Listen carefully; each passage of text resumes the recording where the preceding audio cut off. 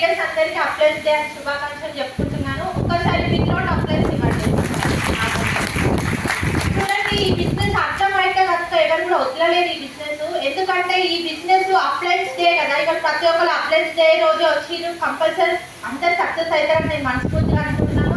ఎందుకంటే ఈ బిజినెస్ అర్థమైతే ఈ బిజినెస్ ఇచ్చడమే మనకు ఎక్కువ అప్లైన్స్ అనేవాళ్ళు. అది ఒక్కటి ఆలోచించండి ప్రతి ఒక్కరు. నేను ప్రోగ్రామ్ లో ఒకటి నేర్చుకున్నది ఏంటంటే మన మైండ్ సెట్ అనేది మార్చుకోవాలి. ఫస్ట్ మన మైండ్కి ఏమి ఇస్తే అదే జరుగుతుందని నేను 100% అనుకుంటున్నాను. థ్యాంక్ యూ నాకు ఈ అవకాశం ఇచ్చినందుకు. Thank you leader. అందరికి గుడ్ ఈవినింగ్.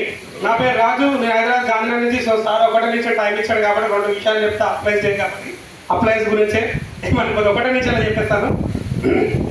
సో ఈ బిజినెస్లో అప్లైన్ అనే వాళ్ళు చాలా ఇంపార్టెంట్ అనమాట. దాని గురించి ఒక స్టోరీ. ఒక సముద్రంలో ఒక పడవల పోతుంటే అందరు కింద పడిపోతారు అనమాట.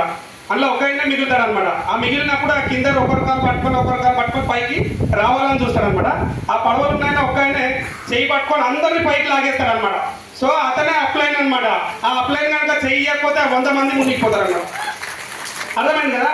అట్లనే ఇంకో స్టోరీ అనమాట. ఇంకోటి ఏంటంటే అప్లైన్ అనే వాళ్ళు చాలా గ్రేట్లు.